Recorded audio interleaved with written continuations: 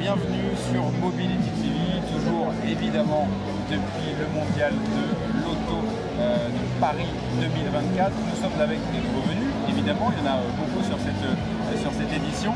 Mathieu Guillotin, bonjour. Bonjour, bienvenue chez Skyworth. Exactement, on est donc chez Skyworth, l'un des nouveaux venus de ce mondial. Comment on pourrait le présenter en quelques mots? Quel est le positionnement de Skyworth? Alors Skyworth, c'est une nouvelle marque bien sûr qui s'installe sur l'Europe, qui existe déjà sur tous les continents. Mobility TV a déjà parlé de Skyworth il y a quelques mois. Nous arrivons donc avec ce mondial de Paris, un mondial où il y a énormément de monde, énormément de curieux. Nous arrivons avec une gamme très ambitieuse. Nous avons fait un lancement à l'occasion de ce salon, un lancement mondial pour 3 modèles. Et donc nous sommes sur le segment sedan, nous sommes sur le segment compact premium et nous sommes sur le segment utilitaire maintenant, là où on ne nous attendait pas. Compact, berline. Exactement.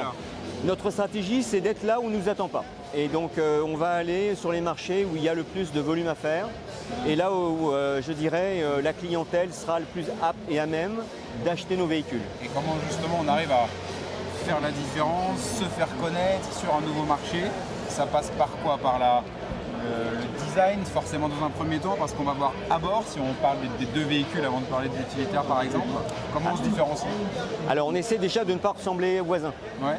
On essaye d'avoir un design qui soit plaisant, ambitieux. Donc, les visiteurs, pardon je me coupe, se disent « Ah, j'ai vu une Skyworth et pas j'ai vu une voiture chinoise ». Oui, alors comme j'écoute, alors on a un designer de 25 ans, hein, on a des générations incroyables, hein. Les Chinois ont vraiment des générations de jeunes très performants. Déjà on va avoir une signature visuelle, Skyworth. Les gens vont déjà connaître la marque, ils vont avoir l'habitude de voir l'arrière d'une voiture Skyworth, lire la signalétique et la signature visuelle qui sera illuminée. Et on va voir, nous verrons bien si les véhicules, le design qui est totalement innovant rencontre ou pas son public. Avec des échéances en termes d'arrivée sur le marché de ces véhicules, qu'est-ce qu'on peut se donner comme infos qui sont déjà publiques ou une idée? Alors après je suis obligé de vous tuer, hein, donc je ne peux plus rien vous dire. Mais de ce que je peux vous garantir, c'est que nous serons avec la compacte sur le marché d'ici la fin du premier semestre 2025. Et pour la sedan, qui est la vitrine technologique de l'entreprise, nous serons sur les routes avec ce véhicule fin 2025. Très bien. Avec l'arrivée d'une citadine et d'une dizaine de véhicules, mais je vous promets que je ne prendrai pas tous les véhicules pour l'Europe. Ça marche, d'accord. Donc on verra comment ça se met en place. Un petit mot quand même sur cette vitrine dont vous nous parlez. Pourquoi c'est une vitrine et qu'est-ce qu'elle a de particulier? Qu'est-ce qu'elle va apporter comme effet waouh aux consommateurs européens dans quelques mois ou dans un an? Alors, vous aurez l'occasion d'aller voir Sky Home. Sky Home, c'est véritablement un changement de paradigme. C'est très ambitieux au niveau du design.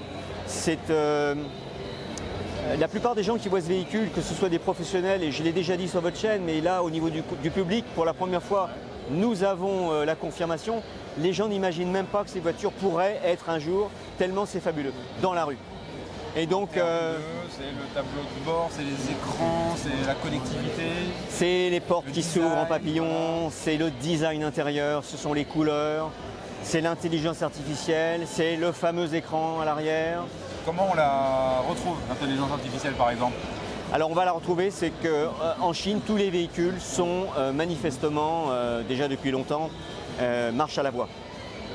Donc pour des raisons de sécurité et d'homologation, les véhicules chinois que nous allons distribuer sur l'Europe ne seront pas encore, même s'ils seront en capacité, seront débridés au niveau de l'enclenchement des fonctions à la voie. Ouais. Mais il faut s'imaginer que les Européens auront un jour des voitures qui sont déjà capables de se garer à la voie, de démarrer à la voie, de faire beaucoup de choses à la voie, d'ouvrir à la voie les portes et de les fermer.